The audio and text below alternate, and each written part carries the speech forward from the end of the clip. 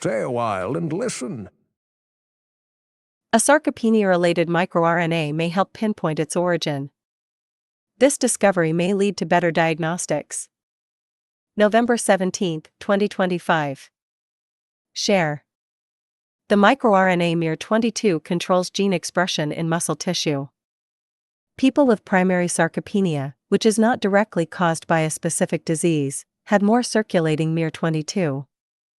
On the other hand, another study found that people with secondary sarcopenia, caused by long-term heart failure, had less circulating miR22. These results may be due to the source of the miR22 and provide a good starting point for more definitive evaluations. In aging cell, researchers have discovered a potential way to use a microRNA to diagnose sarcopenia, the age-related loss of muscle. Primary and secondary sarcopenia.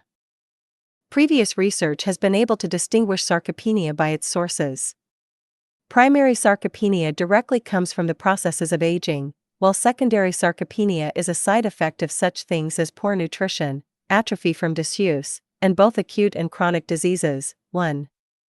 The researchers of this study note that the difference is difficult to distinguish in the clinic, where these two categories heavily overlap.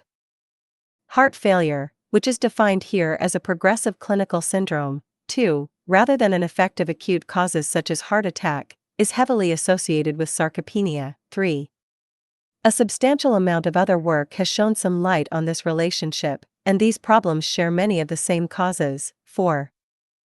Looking for a way to diagnose the true causes of sarcopenia in the context of heart failure, these researchers have turned to microRNAs, non-coding RNA molecules that affect gene transcription and have been used to investigate the sources of diseases, including sarcopenia in the context of obesity. 5.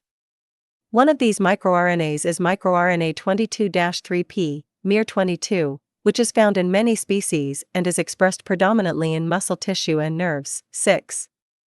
This suggests a possible use in diagnostics and therapies, and work has been done in using it as a treatment for heart attack. 7.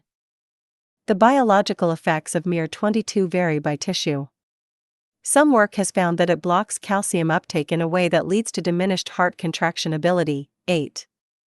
Other work has found that it suppresses proliferation while encouraging differentiation in skeletal muscle cells, and inhibiting it does the opposite. 9.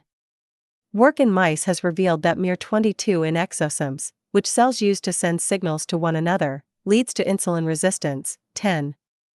These researchers also performed their own in silico pathway analysis, which confirmed that it impacts an enormous network of metabolic and age-related pathways, many of which are related to aging. Two studies create a combined picture. These researchers evaluated data from the SPRINT study, which recruited 61 people aged 70 or older. Half of the participants showed signs of sarcopenia, which SPRINT defined as a predisability state defined by gradual muscle failure and measured using a significant absence of lean mass. People with advanced heart conditions and other serious age-related disorders, such as cancer and dementia, were excluded. While that study focused on technological and nutritional interventions rather than microRNAs, it still took biomarker data from its participants. SPRINT was intended to evaluate people with primary sarcopenia. Other data came from SICK-AHF, which recruited 176 people with heart failure of all ages. Like SPRINT, its basis for a sarcopenia diagnosis was the absence of sufficient muscle mass. The researchers used SICK-AHF as their basis for secondary sarcopenia. Using data from the SPRINT study, the researchers found that people with primary sarcopenia have significantly more miR22 than people without it. This difference was not found in other microRNAs that the researchers analyzed. Using this data, they determined that it was possible to develop a miR22-based test that could be used to screen for sarcopenia, although such a test would not be completely perfect. Interestingly, however, the opposite was true for secondary sarcopenia, with people with sarcopenia in the SICK-AHF study being more likely to have less miR22. While this data was somewhat weaker than the results derived from SPRINT, it still reached the level of statistical significance. The combination of these results leads these researchers to believe that miR22 is a potentially useful diagnostic tool for the evaluation of primary versus secondary sarcopenia.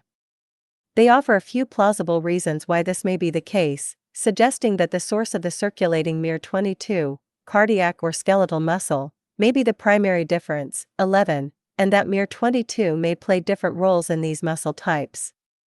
The researchers also suggest that the effects of miR22 on differentiation and proliferation, leading to changes in its regulation, may be involved. Furthermore, the correlation between miR22 and sarcopenia in the cardiac patients may be due to an upstream cause rather than a direct relationship.